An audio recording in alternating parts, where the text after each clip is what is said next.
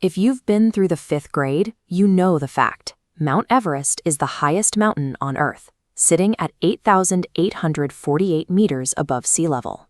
That specific height traces its roots back to 1854, when a team of British royal surveyors attempted to measure the peak using the most advanced science of their era. After 2 years of careful calculations, they arrived at exactly 29,000 feet. But they worried a perfectly round number would look like a lazy estimate, so they simply added 2 feet to the official publication. That 19th century obsession with producing a precise, authoritative number hides a flaw in the measurement itself. Everest's supremacy depends entirely on an arbitrary starting point: sea level. Sea level is a surprisingly terrible mathematical baseline. It doesn't wrap around the globe at a uniform, flat height. Depending on where you are, the ocean's surface can vary by hundreds of meters. The Earth isn't a perfect sphere. It's a geoid, noticeably squashed at the poles. The planet's spinning creates an equatorial bulge, like a swim ring. Consequently, at the equator, the local sea level is pushed outward from the planet's core. Once we acknowledge that the Earth's surface is warped, we can discard the orthodox sea level metric. And when we do that, entirely new geographical champions emerge. Looking at this diagram, we can see what happens if we start our measurements from a mathematically pure baseline, the exact center of the Earth's core. The equatorial bulge suddenly gives tropical mountains a massive head start. Under this system, the crown goes to Mount Chimborazo in Ecuador, an inactive volcano located just 1 degree south of the equator. This chart compares the core distance values. Chimborazo's peak reaches 6,384.4 kilometers from the center of the Earth. Everest reaches only 6,382.3 kilometers.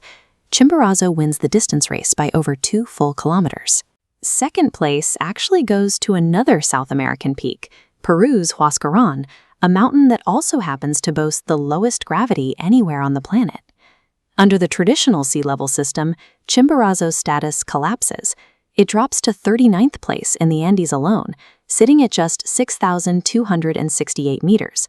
On a warped planet, a mountain's physical location determines its height just as much as its vertical mass. What if we abandon planetary geometry entirely? What if we measure a mountain purely from its physical base to its peak? That brings us to Hawaii's Mauna Kea, a massive dormant volcano that grows directly out of the Pacific Ocean floor. This vertical scale illustrates the absolute height. Only 4,207 meters of Mauna Kea sit above the water, but its total base-to-peak measurement is a staggering 10,203 meters, dwarfing Everest. There is one final, rather extreme way to shift the baseline. We can measure starting from the absolute lowest point of an adjacent tectonic trench. Meet Mount Lam Lam on the island of Guam. Above the water, it looks like an unimpressive 406-meter hill, but Guam sits immediately next to the Mariana Trench. If you measure from the bottom of that abyss up to Lam Lam's peak, its full vertical stretch hits 11,330 meters. Geographers generally consider the trench metric a silly technicality. Still, it highlights that the word tallest is subjective, completely dictated by where you drop your tape measure.